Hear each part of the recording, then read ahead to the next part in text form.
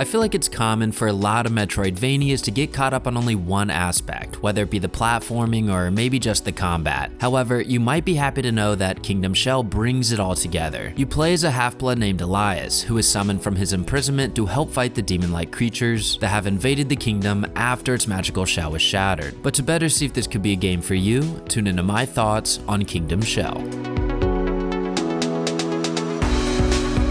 Right from the start, I could tell that the solo developer of this title put a lot of thought and craft into this world. Every biome I visited felt very distinct from one another, but not just in its artistic design. Although each area does have beautiful backdrops and even animation in its foreground, which is not something you always see. You can always expect movement to be happening in the backgrounds as well, whether it be the birds of Top City, just the wind, or some large ancient creature. Each area is full of details. These aren't just color and theme swap locations. You'll run into plenty of rooms that you won't find anywhere else in the game or area, and that might even offer some additional lore. They each give a sense of life, as you might find native inhabitants such as the gnomes, who you can interact with, complete side quests for, and so on. But some places give a bigger sense of despair, such as the sewers, which probably doesn't come as a surprise to any of you. But something that really stuck out to me in Kingdom Shell was the music.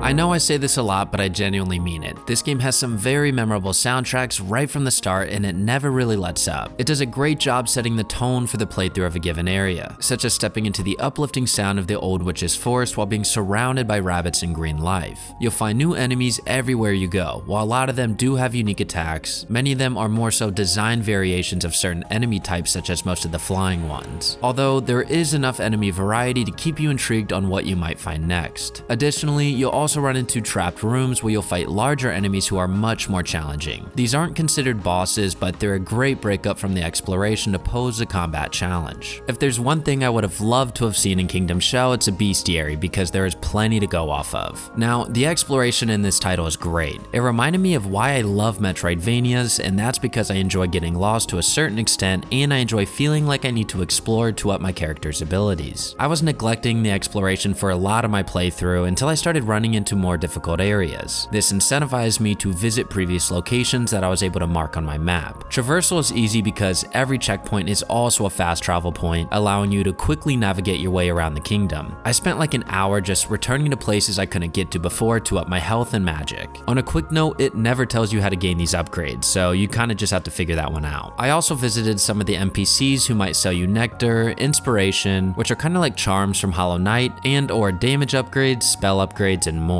It's important to keep track of who does what because they're all optional, so without exploration, you might not ever be able to upgrade your weapon. It was during this time of my playthrough that I truly felt like this was a well-designed Metroidvania. Although the atmosphere and exploration is vital for this genre, it does help to have a solid gameplay base as well. Although there are similarities, the combat is not as Souls-like as there's no parrying. You have a short-range weapon and you can roll through enemies, attacking them at openings. Most of the enemies do not pose the greatest threat, but because you can only withstand a few hits, it requires you to play cautiously between these seemingly far checkpoints. There's a large difficulty spike after the first few areas, so you'll find that you begin taking that Souls-like approach to the combat and platforming. In addition to your short-range weapon, you also have a handful of spells you'll find which you can utilize in combat and to access new areas. So instead of just getting a typical double jump and dash to progress, you'll also find items that allow you to enter other biomes. I wouldn't call this a combat-focused game, as there aren't combos and it primarily consists of you evading enemy attacks and projectiles. However, when you mix the platforming in with this, it does create a more versatile experience. You'll find yourself jumping between moving platforms while also fighting enemies and avoiding hazards. Elias is easy to control, so I didn't have trouble maneuvering around, nor did I find it to be unfair. So there are times where the platforming is the emphasis, while there's also plenty of sections where the combat is the emphasis, but I think it's at its best when these two variables are combined. As I got to around the midway point of my playthrough, I started realizing how important nectar is, which is the health. You can find find these in chests scattered around the world or purchase them from a given merchant. The only caveat is that you don't spawn with it and you can only have one at a time. Without getting into too many spoilers, there are ways to alleviate this issue, which is why exploration is so important. I think my biggest gripe with the combat is that the enemy hitboxes can be unpredictable. Sometimes it seems like you'll only lose health if you're attacked, while other times you'll be doxed just by bumping into them. Personally, I didn't find this to be that much of an issue, but if that's something that'll bother you, then now you know. For a game that doesn't strike me to be overly dark or frightening due to the music and aesthetic, some of the bosses in Kingdom Shell certainly fit that. You can expect to stumble upon anything in this game. Truly, the designs are all over the place, and no, that's not a bad thing because the bosses you face complement their given environments, except for Lurker. This one was a bit odd, I must say. The earlier bosses did not pose the greatest threat and really only had a few attacks for you to work off of. However, as you get to some of the later ones, you'll find a massive increase in difficulty, and this is where some of my favorites are. They'll introduce new attacks as you progress during the battle, and because of your lack of ability to withstand attacks, it truly requires perfection. Additionally, the developer planned on you to die to these boss fights because there's always a checkpoint nearby, which cuts any unfulfilling or unfair backtracking. But what stands out the most to me from them is just how unique they are from one another in terms of gameplay. There's no copy-paste bosses. One of my favorites being the Colossus who despised the light. Yes, that's his name. It's a side-scrolling boss with a focus on platforming and precision, and his design is just menacing. But you won't find another boss that plays, looks, or feels the same. The scale of the boss fights slowly but surely picks up, giving you a better sense of progression and accomplishment. Although the later ones are difficult, I would consider them fair, and because of their varied designs and tactics, Kingdom Shell produced some great fights.